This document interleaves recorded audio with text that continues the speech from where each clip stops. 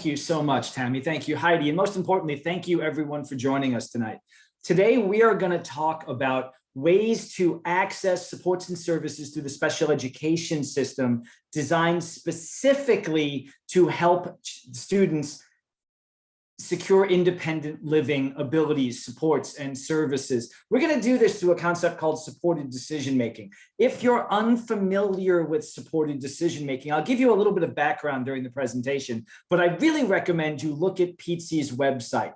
It has tremendous resources in general, but in particular, with regard to supported decision-making, you will find, as Tammy said, a series of brochures where we introduce the concept and show you how the concept can work throughout people's lives with one goal and one goal only: making people's lives better. And that is the key for everything we're going to talk about today. We are going to talk about making people's lives better. And that's why I want to start with what I call an article of faith. And the article of faith goes like this: with more self-determination comes a better life. What is self-determination? It's really simple. People who are more self-determined have more control over their life. They are the people who do things instead of having things done to them. They are the ones who make choices instead of having choices made in their place. They are the causal actors in their lives making things happen. And what we know from 40 years of studies is that for people with disabilities, and particularly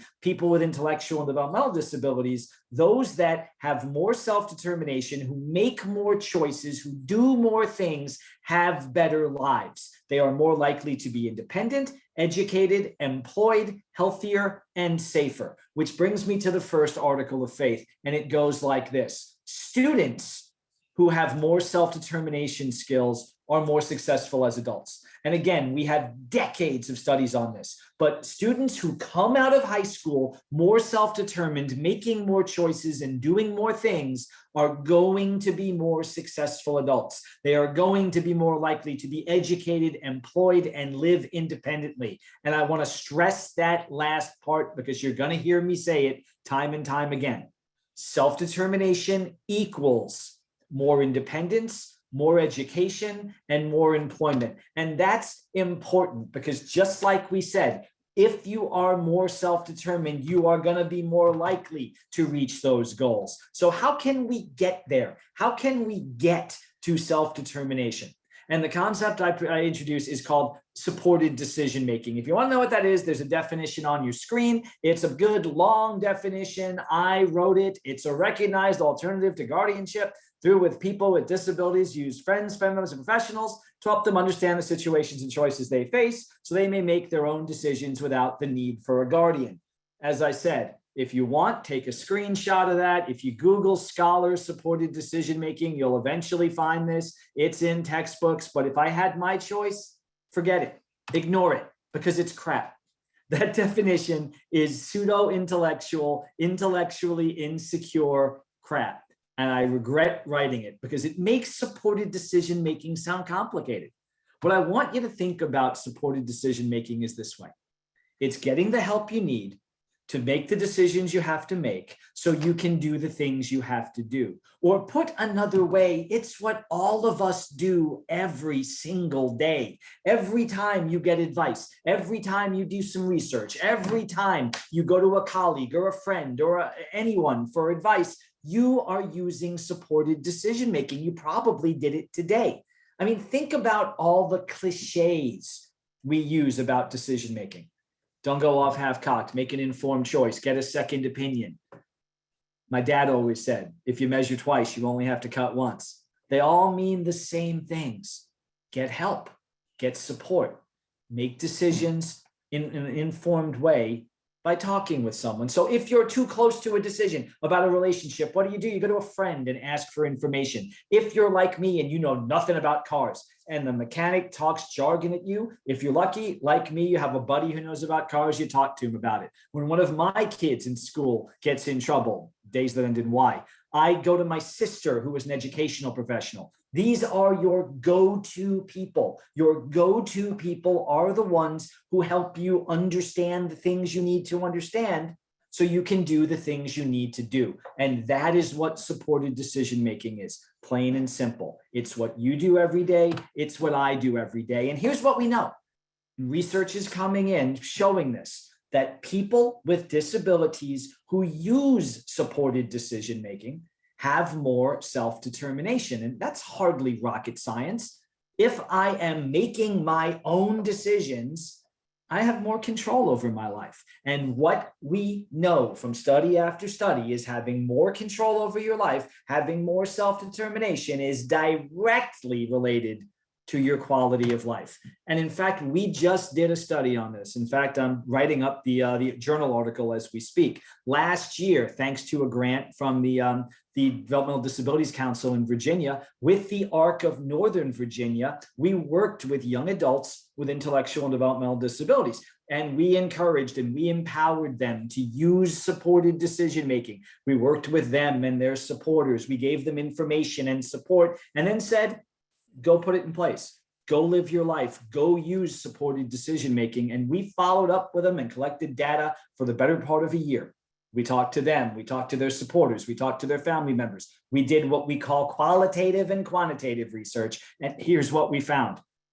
Just like we would have expected, everyone who used supported decision-making in that study was more independent, more confident, was better at making decisions, and according to their friends and supporters, were, made better decisions. And even in the middle of a pandemic, they were doing more things and had a better quality of life. So that might be why supported decision-making, I think, has taken root more quickly and more thoroughly than just about anything I've seen in all the years I've worked in this field. In 2013, I had the very good fortune to represent a young woman named Jenny Hatch, who was the first person to have a court decision empowering her and recognizing her right to use supported decision-making.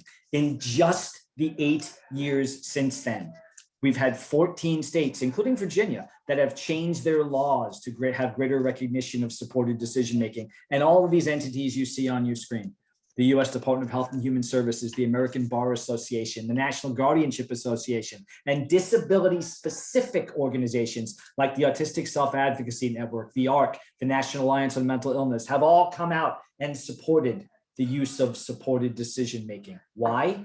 Because it increases self-determination. And as we know, that is the key part to having a better quality of life for people with disabilities.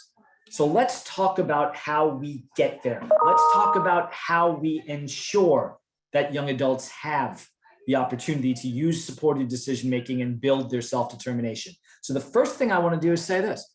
If you think about it, outside of your home, where is the first place you learn to make decisions and work with other people?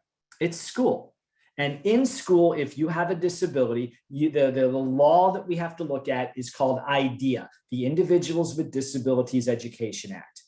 And what does IDEA say? What does it require? Well, on your screen is a Supreme Court decision called Rowley. And I got to tell you, special ed lawyers hate Rowley. I love Rowley because Rowley tells us what schools have to do. Take a look. It says that schools must ensure that students receive supports that are reasonably calculated to enable them to receive educational benefits. Well, what's the educational benefit? If I went around this entire webinar and asked each of you that question, we would get many different answers. Some of you might say free, appropriate public education. We might talk about the least restrictive environment, accessing the curriculum, more inclusion, more mainstream. And you know what? Those are all true. But what educational benefits are on your screen. What you're seeing is literally the first section of IDEA. This is one of the first things you'll see if you look at IDEA. And it says this: the whole point of special education is to help provide students with the supports and services they need, look at the bold, and prepare them for further future education, employment, and independent living. Again, focus on the last bit, education, employment, and independent living. That means that self-determination is in fact the ultimate goal of education. The whole point, remember, study after study saying that people with more self-determination are more likely to be educated, employed, and live independently. Well, what you see on your screen now are several quotes from studies from the US Department of Education that make it completely clear. Self-determination is the ultimate goal of education. So promoting self-determination should be a best practice, and schools should focus on improving students' abilities to set goals and make decisions and solve problems. Why?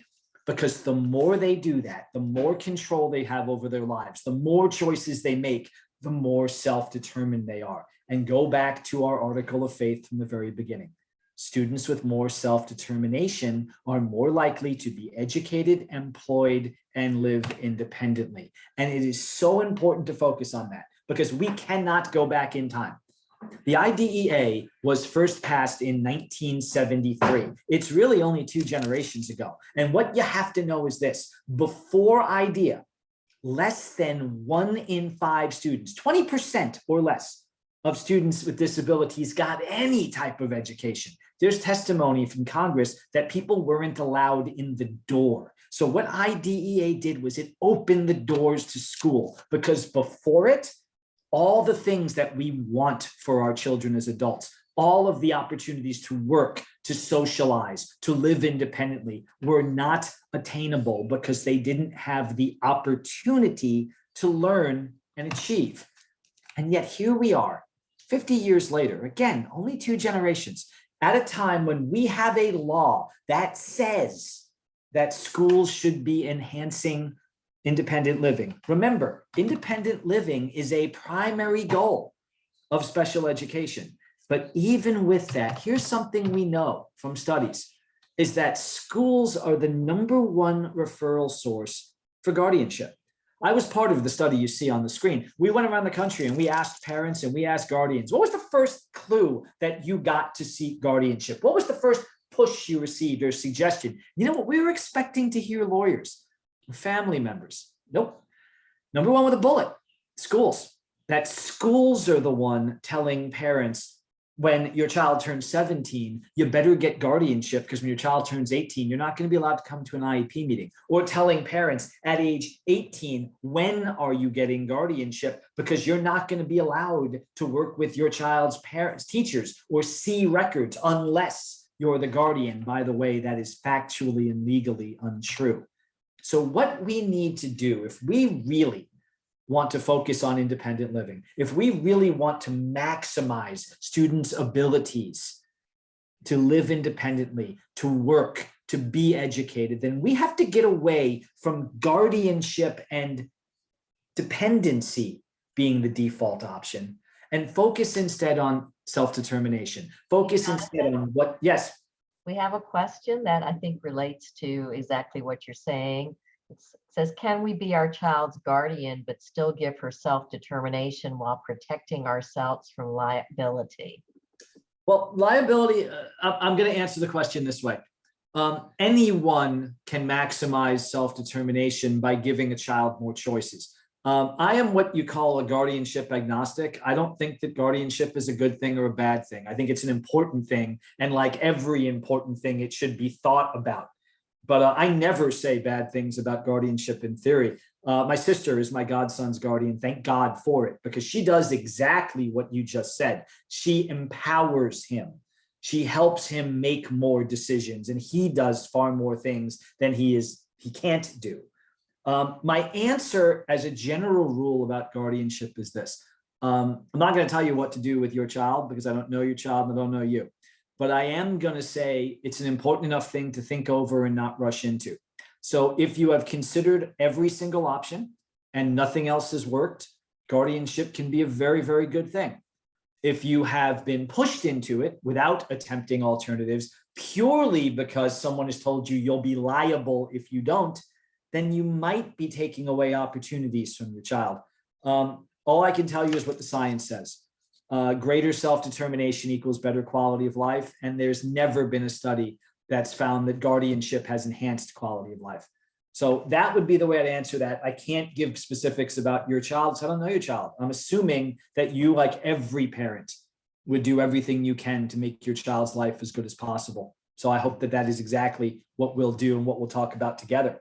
because guardianship isn't really the question. The question is what I call reflexive guardianship, the guardianship people get pushed into, where they're told this is your only thing. Because what we know, and this is a far longer conversation, but what we know is the vast majority of guardianships, more than 90%, take away all rights, whether or not that's what the person wants, the person can do, and in some cases, whether or not that's what the parent wants.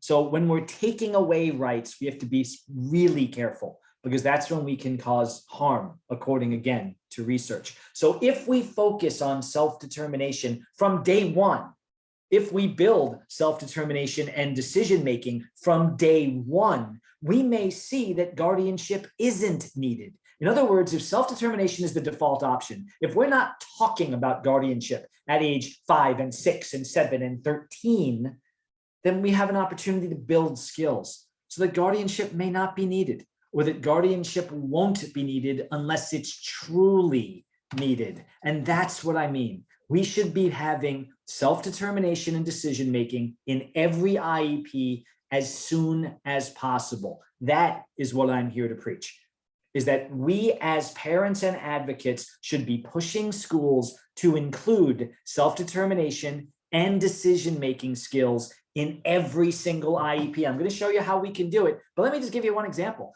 DC public schools, where I do a lot of my work, includes self-determination decision-making in pre-K.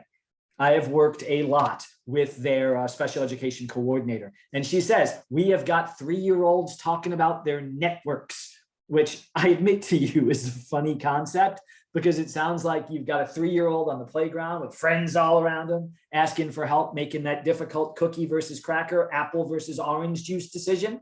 But here's the thing. DC Public Schools does in fact have this as their policy. It is the first public school system in the country to have a specific policy around supported decision-making and self-determination. And here's why.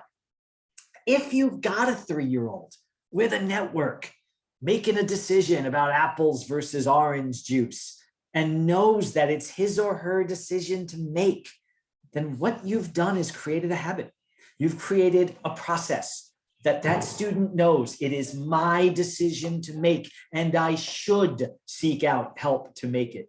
Then you've started a pattern. And as the decisions get harder, as the decisions get more complex, as they get more important, the student has a pattern and a process to follow and has built some skills in it. DC Public Schools also works with parents to let them know that it's okay for your child to make as many decisions as possible, and you should be part of that support network. And it's okay for students to sometimes make mistakes in their decision-making, because that's how we learn. By 9th grade, DC Public Schools is working with students on formal, what they call supported decision-making, where they identify supporters, identify areas they want support, and set that in practice. And by 18, when the student is becoming a legal adult, the student is given the option of signing a supported decision-making agreement for education, saying, yes, I know I'm an adult, and I know that decision-making process has transferred to me, but I want my mother, I want my father, I want my advocate at the meetings with me. I want them to have access to my records because I want their help making decisions. The pattern that began in pre-K carries all the way through school as decisions get important and as support is used more and more. And that's incredibly important because IDEA says that we should be looking at this. If you look at, yes. Question. Sorry, I always feel like I'm interrupting you, which I am. Which is kind of the point, Heidi, please do. Okay. As a special education advisory committee, how can we work with our county on policies and recommendations to the school board about supported decision-making?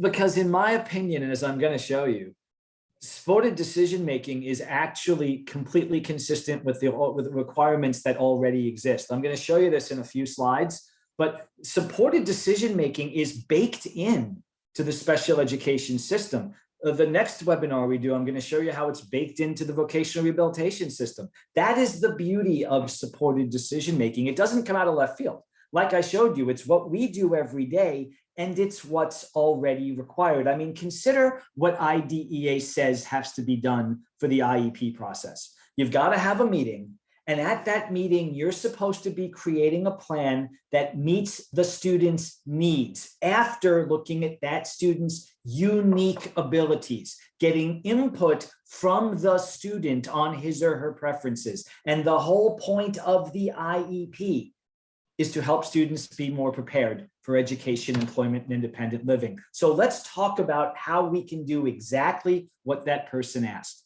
Because this, I think, is the most basic way to include supported decision-making and self-determination as part of each and every IEP. Because each and every IEP goal should have an application of self-determination, an application of decision-making to get there.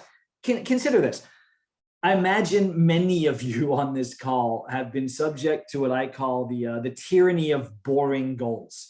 You know, the boring goals we all get and that every teacher has to write and every IEP has to have and every person has to read and everyone's eyes glaze over. You know, things like the student shall master grammar and include proper written English on 3 out of every 4 trials.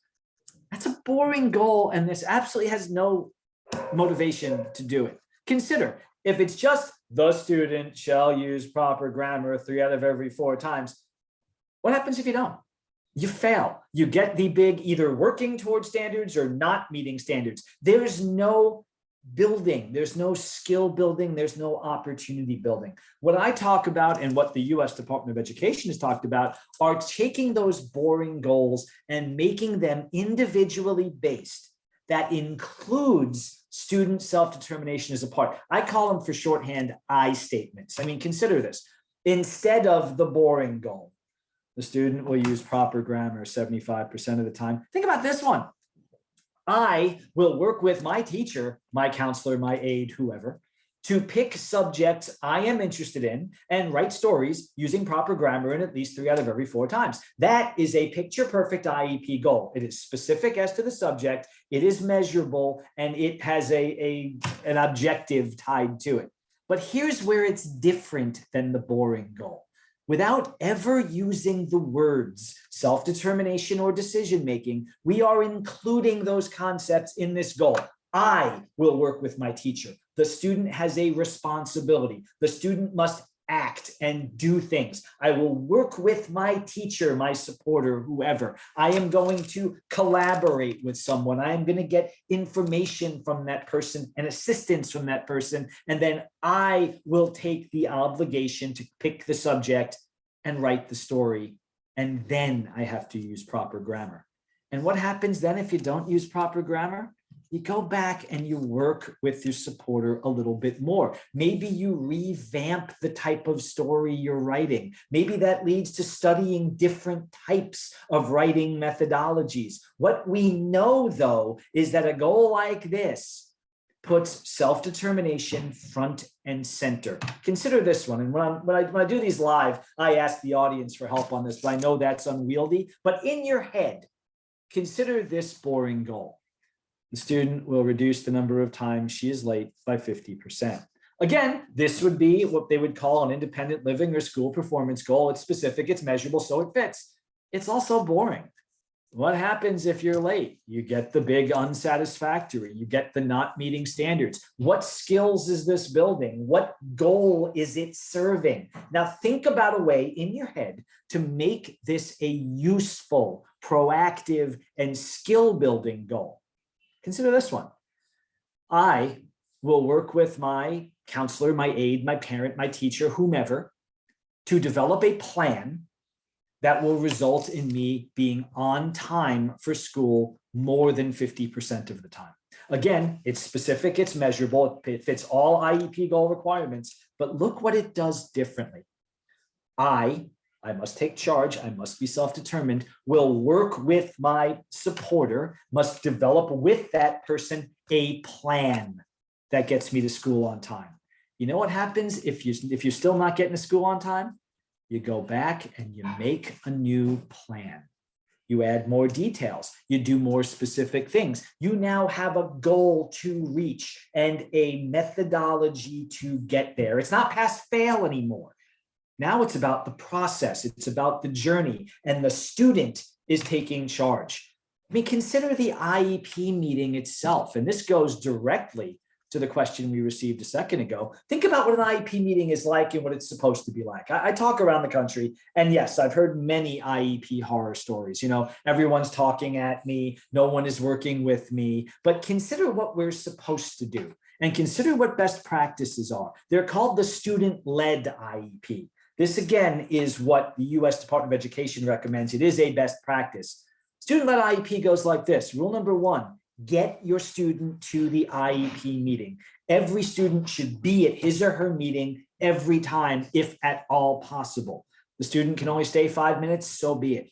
But that student should know from day one, this is his or her team, because the student should be leading that team to the maximum of his or her abilities. If we do that, then the student-led IEP becomes an exercise in self-determination. The goal being that the student, as he or she gets older, takes on more responsibilities for leading the meetings. It might be at a young age. A 3-year-old says what his or her name is and what they like to do. A 5-year-old says whether or not they like math or what their favorite classes are. At 7, it's what do I think I'm good at? What can I use more help in? And as we get older, we do more things. That's the whole point, is that the student, as he or she gets older, is going to work with the team more and more. The student will add steps each year. It might just be introducing him or herself. It might just be reviewing the IEP team with the teacher. It might be going over and reading the agenda. It might be introducing the members or working on pre-IEP planning. The goal being that when the student hits 18, the student is now actually leading the meeting. The student is working with the team members, getting information from the team members, giving information to the team members, so that everyone is working together to build an IEP that has active, interesting, and specific goals that don't just check the boxes, but meet that student's specific abilities and interests, so that at 18, that student is able to work with the team, develop the IEP, sign the IEP. In other words, the student works with the team supports the student gives information to the team. They work together, develop a plan that the student is able to sign. The team supports, the student decides. That is supported decision-making. So when you ask, how do you encourage a school district to use supported decision-making? You don't need to use the phrase supported decision-making. You need to use phrases like best practice, the student-led IEP, and I statements, all of which involve supported decision-making without ever using those words. And the student can work to his or her abilities all through his or her school career. Yes, I know that not every student is going to be able to do everything, but we ought to be giving the student the maximum levels of control over that team, because what we know from studies is that students who do this, that students who lead their IEP meetings do better. At whatever level the student is able to lead the IEP meeting, what the studies show is that students who take that leading role to whatever point they can do are going to be more self-confident. They're better advocates for themselves. They interact more positively with adults, and they're better at accessing resources in the community. In other words, they're doing the exact things that we as parents hope for our children. We want our children to do better, to interact better with their peers and adults. We want our children to be more aware of their limitations and the resources they can get to overcome those limitations. So how do we get there? How do we get that self-determination into an IEP? How do we get schools to maximize that opportunity? Well, the first thing you gotta do is ask.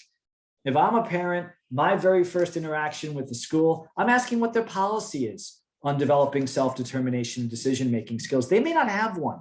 There was one study years ago that said that 2/3 of teachers were aware of the benefits of self-determination, but less than 1/3 of schools actually had policies about enhancing it. So I would ask that question. What is your school's position on self-determination enhancement? And second, if you don't have one, what are we going to do for my student? I want self-determination goals. I want I statements, and I want my student involved in the IEP process from day one.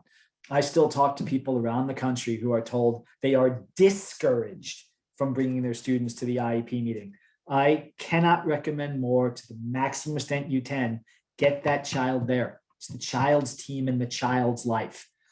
Excuse me. So often, I hear from parents that a student isn't involved or isn't interested. It might be because the student is feeling completely disconnected and having no control over the process. I hear that from students constantly. No one listens to me. No one wants to hear what I have to say. Well, this is the chance to do that. Get that student involved. And as a parent, as an advocate, there's even more you can do, because every parent has a right to request an evaluation about just about anything.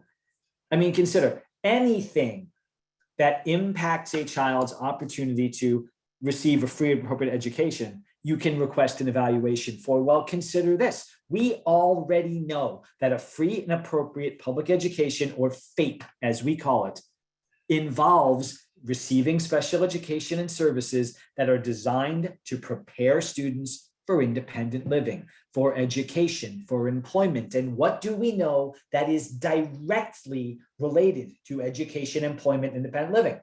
Self-determination.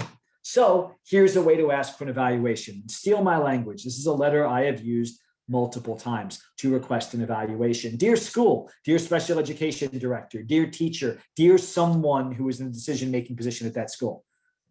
I believe that Jonathan has limitations in self-determination decision-making that are keeping him from making educational progress, including preparing Jonathan to live independently. Therefore, pursuant to, and there's the specific section of IDEA that says this, I ask that you conduct an evaluation of Jonathan to determine if this is the case, and if so, what we're going to do to help Jonathan. In other words, I think Jonathan's got limitations in his self-determination and decision-making. We already know that self-determination is directly tied to educational success. So what I want you to do, school, is do an evaluation to determine if that's the case. And if it is, do something about it. The school may ask, what do you mean by a self-determination evaluation? And just cite them one of the studies I gave you in this slide deck. They have to do it. The vast majority of times, schools have a choice when you ask for an evaluation. They can give it to you or they can take you to due process. And schools do not enjoy taking people to due process. So if you ask for an evaluation, what's almost certainly going to happen is a school personnel. That personnel must be quote unquote qualified through the evaluation. And you can ask what that person's qualifications are to ask to do the evaluation on self-determination. And the IEP team must take the findings of that evaluation into consideration. And if the school's evaluation recommends a course of action, it must become part of the IEP for that student. And you know what? If you don't agree with the results, if the school comes back and says, you know what, we checked it out, we don't think Jonathan has issues with self-determination, you still can get another evaluation called an IEE, or Independent Educational Evaluation. Once again, steal my language. Dear school, thank you for doing the evaluation, but I disagree with it. I still think Jonathan has limitations in those areas that are preventing him from making educational progress. Therefore, pursuant to, and there is the IDEA regulation, I am requesting an independent educational evaluation at public expense. What that means is the school has to get someone from outside the school, someone who doesn't work for them, to do another evaluation, an independent evaluation, and the school has to pay for it.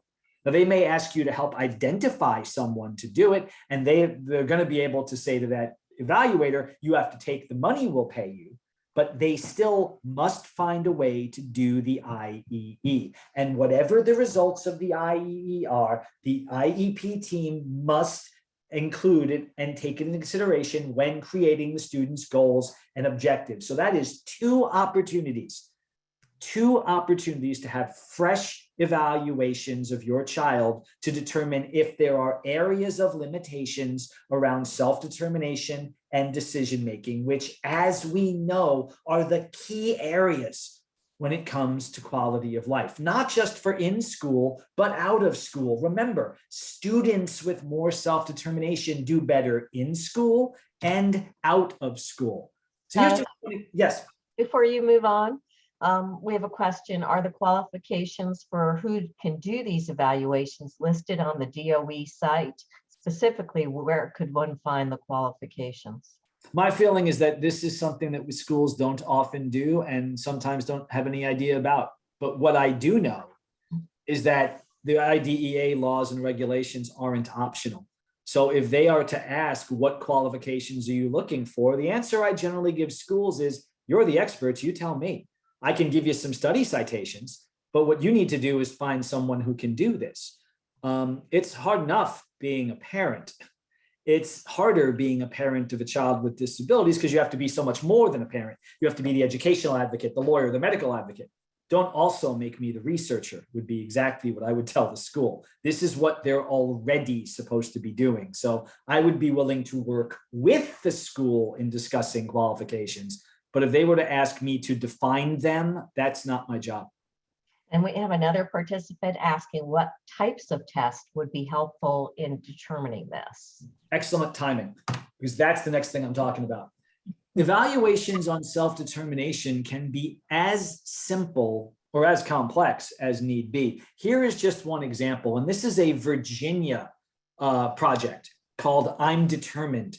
I'mDetermined.org, all one word, no apostrophe. So if you go to I'mDetermined.org, which is a project of the Virginia Department of Education, you'll see lots of resources, but they also have self-determination evaluations. They have checklists that can be used in evaluations. The idea being that at different levels of the student's achievements, and they have them for early education, middle school, high school. The idea is if we have an educator, a parent, and the student talking about largely the same issues, we can find where there are avenues of commonality. One of the pages from I'm Determined is on your screen right now, but here's essentially how it works. There are a number of areas where there are questions. If you look at this educator one around self-determination, my student sets goals for what he or she wants and needs. At the bottom of the page, my student can make good choices. All these things get at self-determination in different ways. My student asks for help when he or she needs it. And what they ask the teacher and the parent and the student to do, and the questions are different for each, are rate those on a scale of 0 to 3.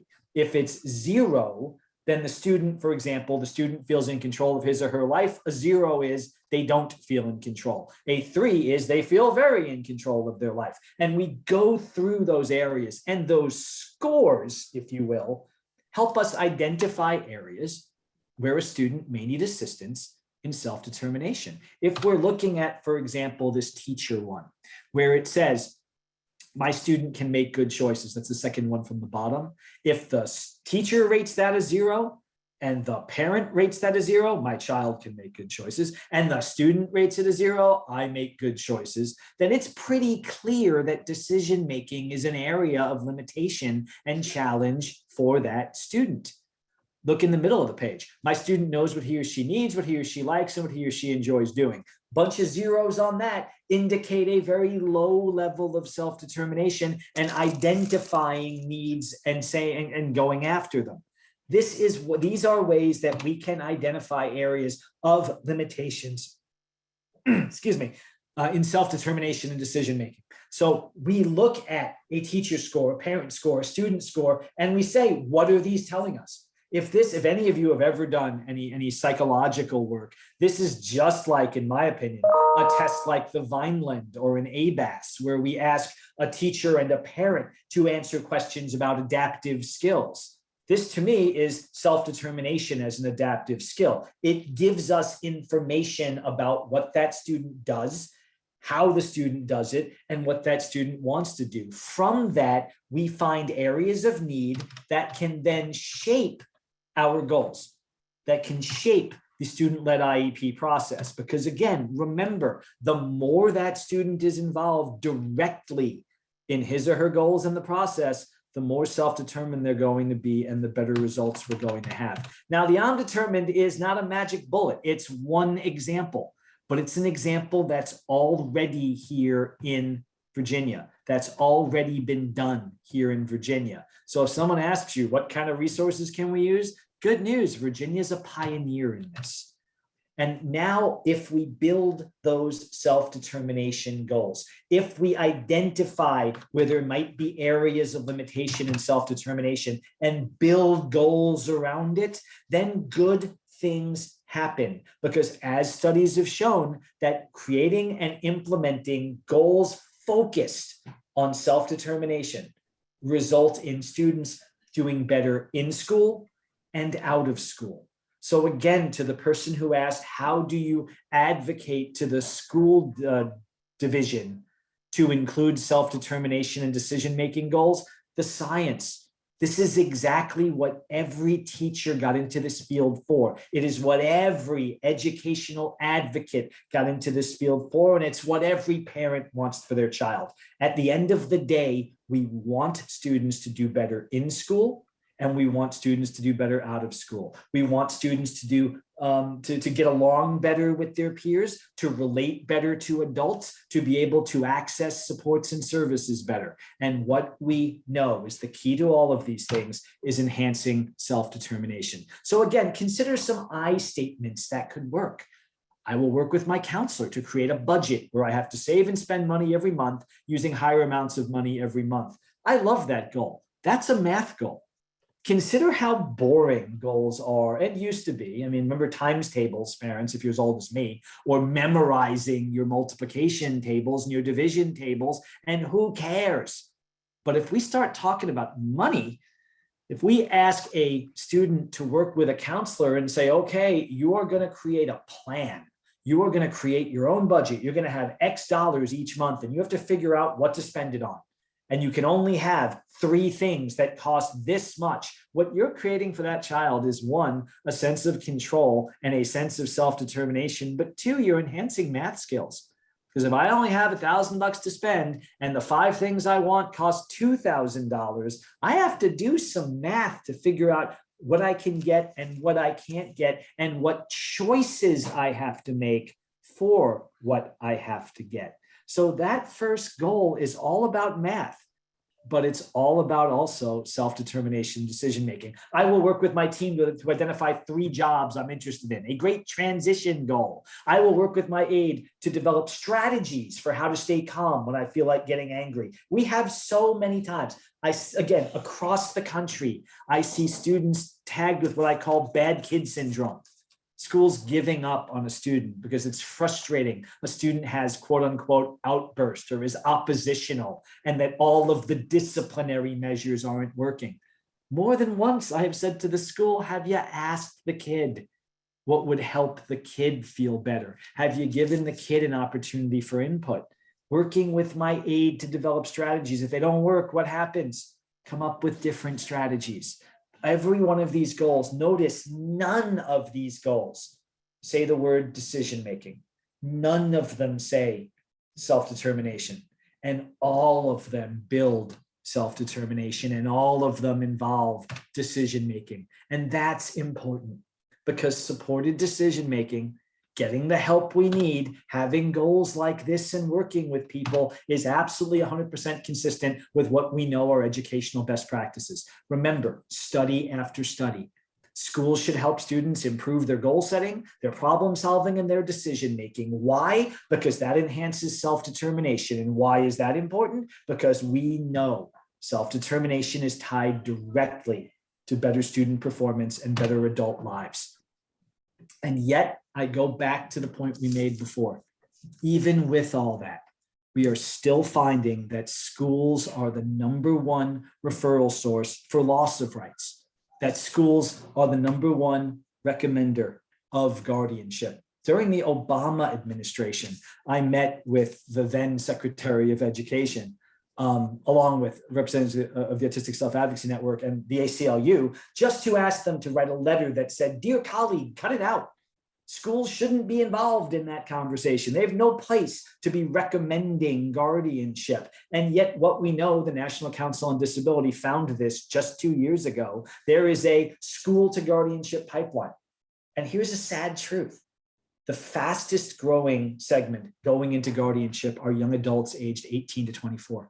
If you are a young adult aged 18 to 24 with developmental disabilities, you are more likely to be in guardianship than an 85-year-old.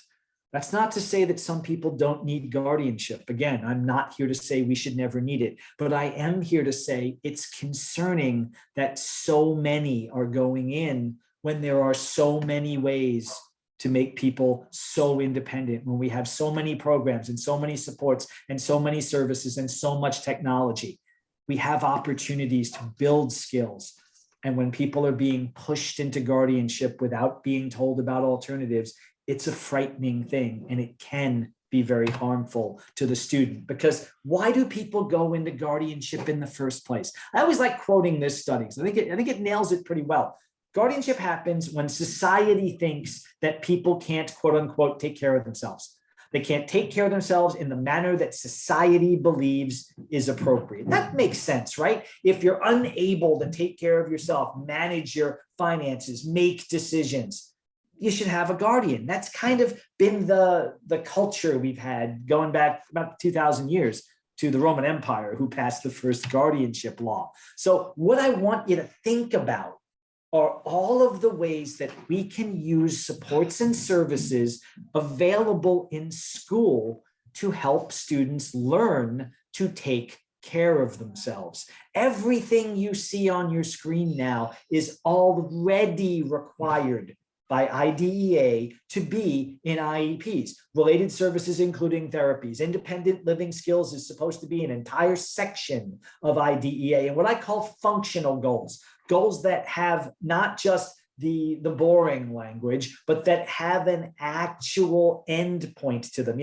Not the student shall reduce the number of times she is tardy, but it's something that requires the student to have a functional skill, develop a plan, work with someone, do something so that you are not late. Those types of goals are building the skills people need to live independently. Then one of the next times we get together, I'm going to give you a lot of information about a project that I'm going to talk to you a little bit about now. What you should know is this, though, right now. If a student is receiving Medicaid, and I mean any kind of Medicaid, state plan option Medicaid, a Medicaid waiver, etc., any student receiving Medicaid, if the school becomes a Medicaid provider, which, by the way, is a paperwork exercise. When I was with the Virginia Protection and Advocacy System, I preached this about 15 years ago. And when I was going to schools, they all wanted to become Medicaid providers. And here's why. Any student receiving Medicaid who goes to a school that is a Medicaid provider will have any medical support and service in an IEP covered by Medicaid. Let me explain what I mean by that. And I can do it this way. You've probably had the horror story or known someone who's had the horror story who has asked for a particular support and service from a school.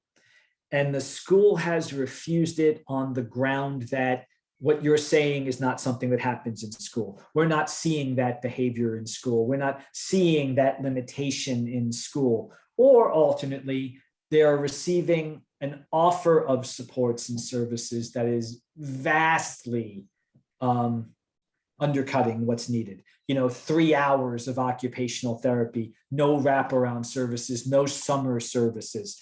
And they really all come down to the same thing, because if you've had that horror story, you've probably had an educational professional come up to you and kind of apologize and let you know they'd love to provide that if they could, but they just can't afford it. If they were to give you the 15 hours a week, they'd have to give every other kid 15 hours a week, and then they wouldn't be able to serve everyone. Or that nod and wink, we're just not seeing that in school as an excuse not to have to provide something. Of course, they then won't let you come and observe in school because they'll say privacy laws won't let you do that. Well, here's the secret.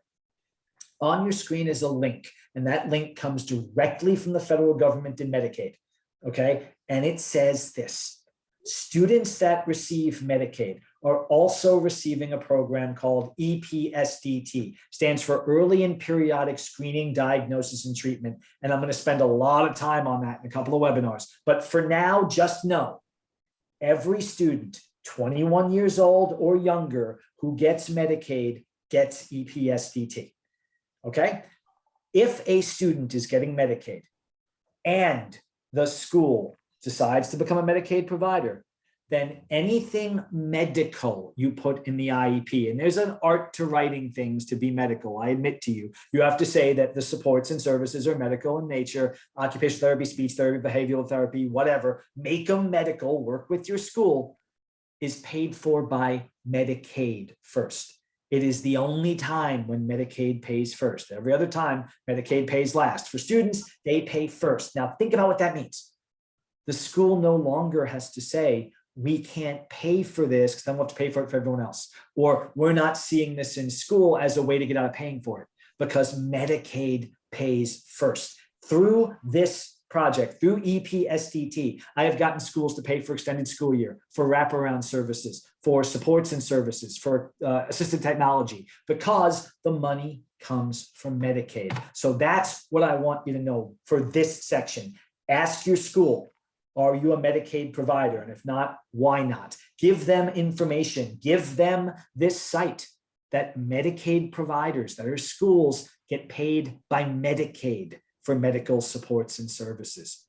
And then realize that if your child has to be receiving Medicaid, of course, but if your child's disability causes him or her to have difficulty making decisions, causes him or her to have difficulty with self-determination, causes him or her to be less likely to be able to take care of him or herself, and therefore more likely to lose independence through guardianship, then the supports and services, the medically based, the therapies, the interventions that have a medical component that are put in the IEP will be paid for by Medicaid first. I realize I just threw a bunch of information at you. What I want you to remember is what you see on your screen here. If a student gets Medicaid and the school is a Medicaid provider, any medical services and supports in an IEP are covered by Medicaid. It gives the school a funding stream, a separate and independent funding stream. And again, remember, I've never talked to a teacher. I've never talked to an administrator. I've never talked to a counselor who got into their field to say no. They got into their field to help students. This gives them a way to help students while also looking out for their school's budget. There's other ways that we learn to take care of ourselves. This is getting to my favorite part of special education, called transition supports and services. Transition supports and services are, the definitions on your screen, they are specifically there to help students move from what they're doing in school to what they're doing next. So in other words, special education goes until age 21, right? Life goes until 81 or 91 or whatever. So transition services are there to help prepare the student for the rest of their lives. And look what IDEA says they're supposed to do. They are designed to help the student move to the rest of their lives, focused on what? Independent living, community participation. We also see the beautiful words of education, employment, independent living right there. In other words, what's the key? Self-determination is part of transition services.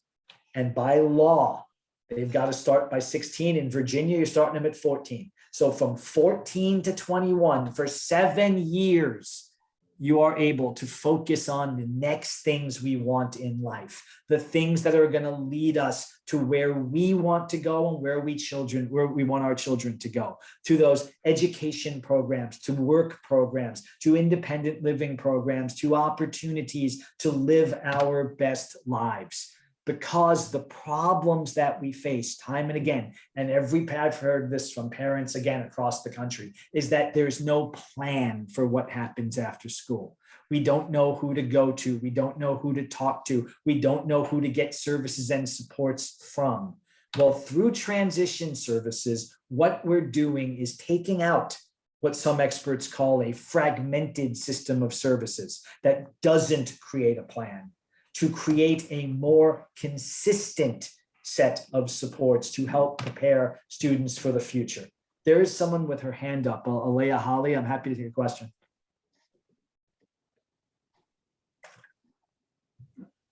Ms. Holly, if you want, you can unmute your mic or you can put it in the chat box. I'm happy to answer.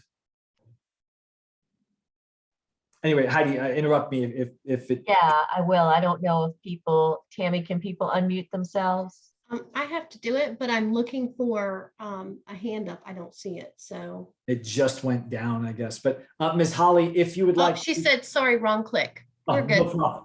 No problem at all, ma'am. So here's what transition is, and this is coming directly from the law. Transition is one supposed to set up the supports and services the child needs, taking into account the child's strengths and preferences and interests. And how do you find out what the child wants, what the child is interested in? That's your student-led IEP. That's your input from the student. That's your leadership from the student. And then as part of the plan is supposed to help that student develop employment and other post-school adult living objectives and the acquisition of daily living skills. I put that last one in bold for a specific reason, and it goes like this. Can you think of a more important adult living objective or daily living skill than making decisions? Can you think of something more important to us as adults than the ability to think through situations and make the best decision that we can? And for that, we should be setting transition goals. And I believe that transition should be its own IEP.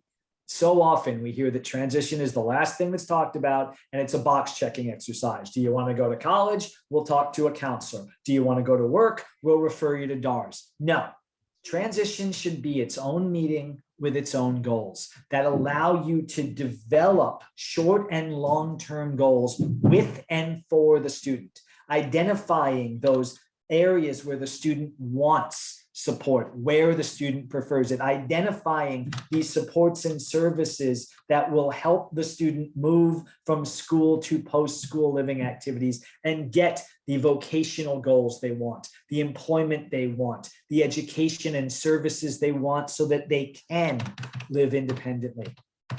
So where we go here is we invite people to these meetings. We have a separate transition IEP, and you bring in the entities that can work with that. Remember that by definition, transition services are supposed to be coordinated. That is the whole point. A coordinated set of services means you have to bring people together. And who are some ones you can bring together? Well, first, if you haven't hooked your child up by transition with DARS, the Department of Aging and Rehabilitative Services, or the state vocational rehabilitation entity, and we're going to talk much more about them next time we get together, you should. They are the ones that are there to help students gain employment skills, but also community-based service providers. You can look into your local independent living center or Center for Independent Living, or SIL. You can talk to parents and friends and community-based mentors and employment and bring them in specifically to develop the plans to put in place the supports and services that help the student move from where they are, identify where they want to go, and start putting those supports in place so that when the student does leave school, it's not to nothing. It's to a plan. There's a handoff from the school to the community-based providers, to DARS, to a Medicaid waiver, we hope, to other entities, so that the student is truly graduating to the next step in life, instead of the phrase I hear that makes me ill, graduating to the couch. We can do better than that. So I want to take a second to talk about DARS. And again, the next time we get together, we'll talk much more about DARS. But DARS is the State Vocational Rehabilitation Agency. They receive a ton of money from the federal government specifically to work with young adults in schools. And in fact, when I was at, again, what is now called the Disability Law Center of Virginia, I can tell you the number of times I had to challenge DARS to get involved in special education. What I can tell you is there is a law right now that has been on the books for a couple of decades that says that vocational rehabilitation must become involved in special education, quote, as early as possible. And they must attend IEP meetings if they're invited. Remember that as we talk more, but they must attend IEP meetings and they must get involved. Back when I was there, they had a policy that said, contact us the semester before you graduate. And I said, that's not as early as possible. And it took the threat of a class action to move them off that policy. But if they're not involved, they should be. Don't wait for the school to bring them in. You can call them yourselves. We'll talk about that more next time. And the last thing I want to talk to you about is what I think can be the greatest thing for students. They're called pre-employment transition services, or pre-ETS. The beautiful thing about pre-ETS is they are available to every student with a disability, every student with an IEP, every student with a 504 plan. When they reach transition age, VR, DARS must provide these students with the things you see on your screen. And these are incredibly broad things: job exploration counseling, internships and learning experiences, including looking into post-secondary education and college, workplace readiness training to develop social skills and independent living skills, and self-advocacy opportunities. All of these things are critical parts about becoming employed, but they're also critical in learning how to, quote unquote, take care of yourself. So if you've got a student that is 14 or older and they're not getting support from DARS, I would go to your school right away and say, what is your plan? How are you working with DARS to provide pre-ETS? And show them this. This comes directly from the law. This says that DARS has to provide these things to each and every student with a disability, whether it be an IEP or a 504 plan. And that's the whole goal. Because if we work this together, if we take those 7 years that we have, those 7 years to put together those short and long-term goals, those 7 years to get teams together, that 7 years to create a real plan to move the child forward, then we can make sure that students have what they need after school.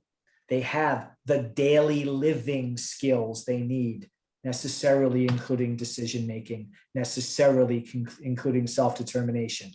That leads to greater independent living. That leads to greater community participation. That leads to greater self-determination. That leads to better quality of life. How do I know this? There's research on it. The self-determined learning model of instruction has been done across the country. And what we know, this is based on enhancing self-determination. It is based on students setting goals. It is based on the student-led IEP. In the SDLMI, students set goals, identify barriers, and work with supporters like teachers and counselors to come up with strategies to reach their goals. And what we know is this: it works. So again, to the person asking how we get schools to include self-determination, the research says we absolutely should. That's the key to success. In one study, 9 of 10 students who use this method that builds self-determination exceeded their goals. So that's how we can get together. I did a study in Vermont where we focused on self-determination and supported decision-making. And what we found, and I'll tell you more about this in another webinar, but what we found is that when the students and the parents worked with the school and the outside organization, great things happened. We found 100% of the students and the teachers and the parents and the counselors said this was a better way to do it. It resulted in better supports, it resulted in better services, and it helped students be better prepared for life after school. And I end where I began. That's our goal, isn't it? We want everyone to be as self-determined as possible. We want everyone to be the causal agent in his or her life. And we want everyone to have the supports and services they need to be as self-determined as they can.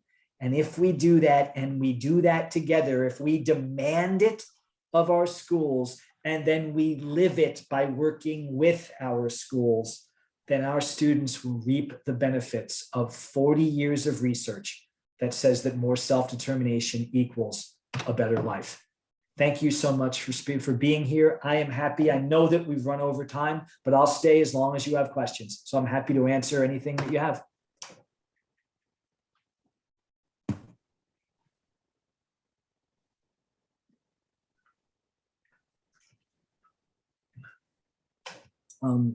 Anyone have any questions at all? You can raise your hand if you'd like to unmute, or if you'd like to put in the chat box. Here's a question, Jonathan. It says, how can you encourage the school to hold high expectations for those that have a profound disability when they have no suggestions to offer after school besides very few basic living skills? Yeah, that is hard. And that's what I meant by, when you're a parent of a child with disabilities, you have to be more than a parent. You have to be the advocate. You have to be, in some cases, the lawyer. Ultimately, what I always come back to I am a lawyer, is the law. I am very happy to go to the administrator and say, this is what you have to do. And if you're not doing this, you better come up with a better way. I mean, I know there are people here who've had incredibly frustrating experiences, but there are also some miracle workers out there who've done amazing things for their children. So one of the best things I can tell you to do is talk to your peers. Someone has gone through what you've gone through. Find them and make the connections. It's not fair that you should have to get schools to have high expectations. They should already have them. It's not fair that you should have to bang your head against the wall. But I'll tell you this, if you do it, you're not just helping your child, you're helping every child that comes after you.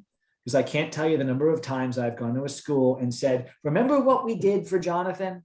It worked for Jonathan. Why don't we try it for Wendy? Why don't we try that method? Why don't we, and you shouldn't have to study up on things like the SDMLI, but I gave you the citation and you can Google it and you can see that it's worked and that the University of Kansas offers SDLMI training for schools. I got them to provide it in Vermont for one student who had been labeled as a bad kid, but who felt he had no control over his life. You know what? He's doing better now. So it's unfortunate that I have to tell you that it's your job to do more than you should have to do. But that's the sad truth. But there's also advocates out there. There are very good advocates in Virginia. There are very good advocates nationally. And I'm going to put my email in the chat box. I am happy to talk to anyone with any questions and try to help you find someone who may be able to help. And that's the way we make it happen. It's not easy. I don't have a magic wand, but what I can tell you is that work works. There's another question here from, let me go back. Sorry, it keeps moving, from John, who says, how have you seen those efforts vary for students in diploma versus certificate programs? Is there a pushback for diploma students due to time limitations? I don't think so. First of all, diploma doesn't, just because you're on a diploma track doesn't mean that you have to graduate at 18. You have the right to be in special education until 21. And if you're on a diploma track, that's great. And I encourage that actually whenever possible. I know that there have been unfortunate times when schools have pushed people in a certificate track. And I know that there's some of that was around SOL requirements. This goes back to high expectations. You know your child best, you know what your child can do. So I recommend, if you feel the diploma track is appropriate, you advocate for that and you push hard for it. Great. Another question is, I'd like to ask, yeah, oh, go ahead. Ms. Pickett's question. Okay, go.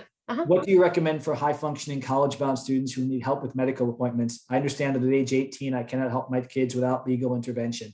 That is unfortunately an incorrect statement. You've been led astray. Yes, at age 18, your child becomes a legal adult.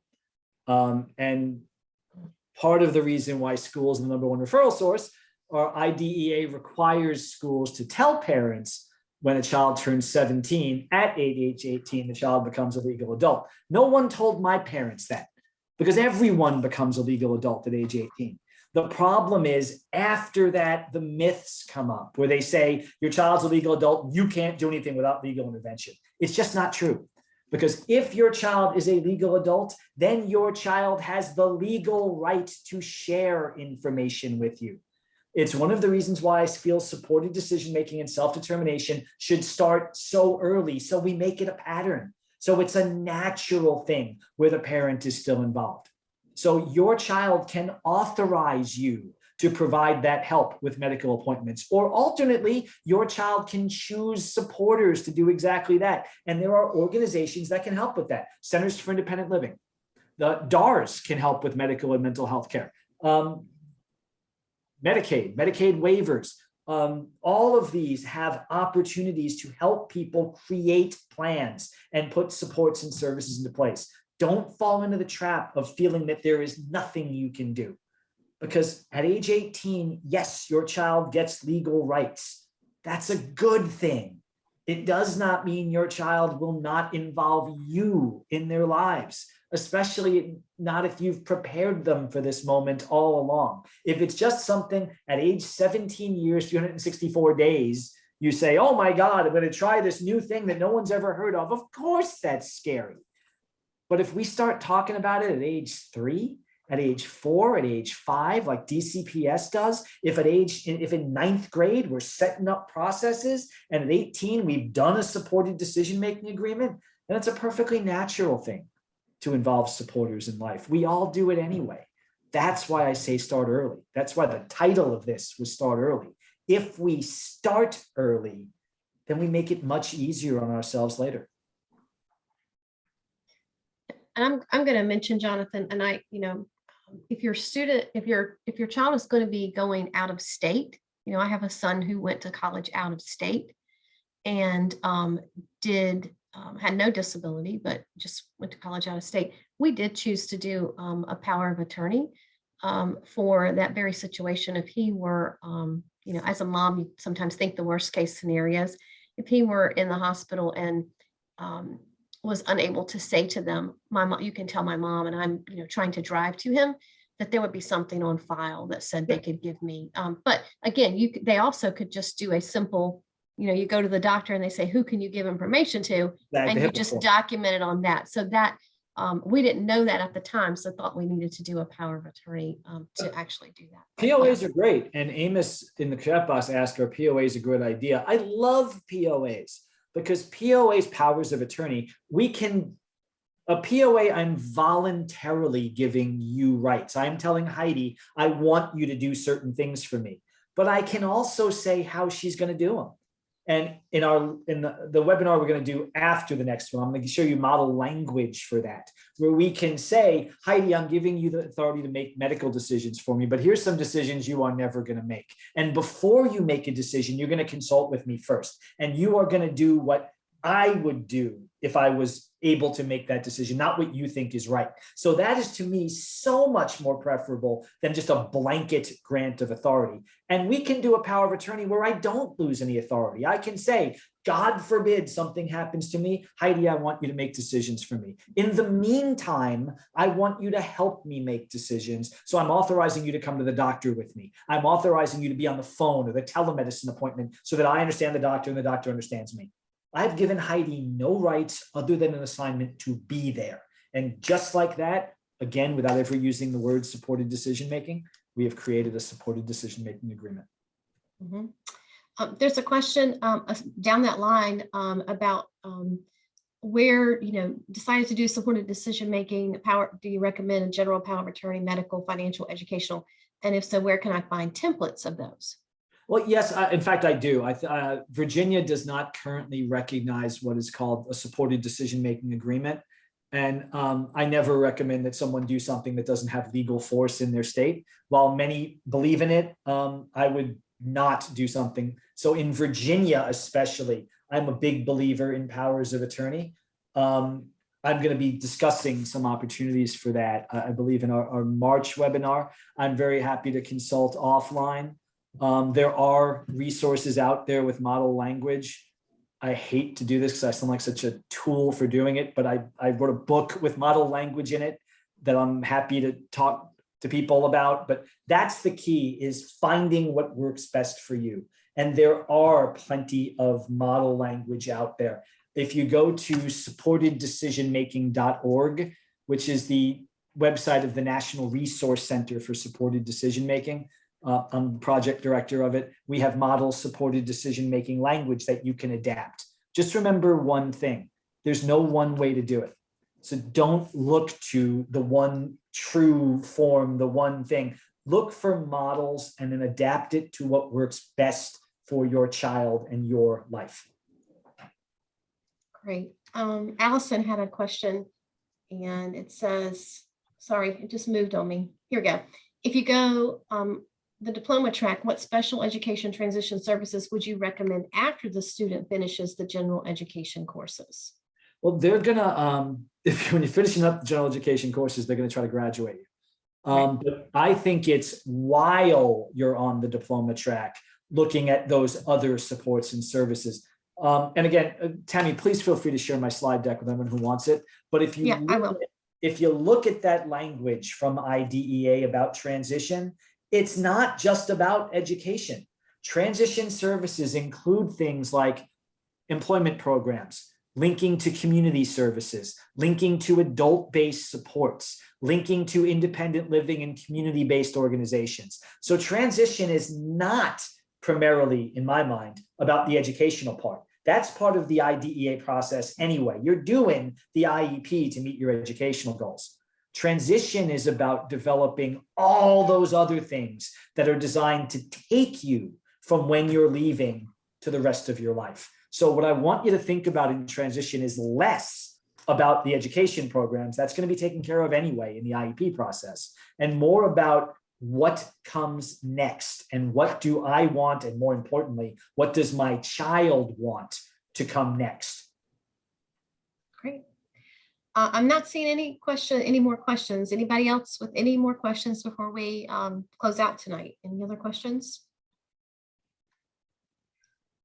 See some great information. I did put something in the chat box. Jonathan has mentioned an upcoming webinar. The date is going to be February 15th. PTC should have that information out very soon. So make sure to, if you're not getting our newsletters, to do so by signing up on our website. Make sure, or follow our Facebook page. We put things out there all the time. It is very active. So check that out. Tonight's webinar is recorded, and once we get it closed captioned, we will put it out on our website as well and let you guys know. There is one last question. It looks like it's popped up, Jonathan. The answer is no, it's never too late. There you go. It's the earlier, the better. But again, what I tell people is that there's a very good chance the person you're talking about's done some supported decision-making. They've made a choice before, they've gotten advice. At that supporteddecisionmaking.org site, one of the things you'll see in what we call our resource library is a guide that I wrote with the ACLU called the Brainstorming Guide that can help you explore areas where the person may have done it already or may want to do it going forward. So no, it's never too late. And the best time to start is today.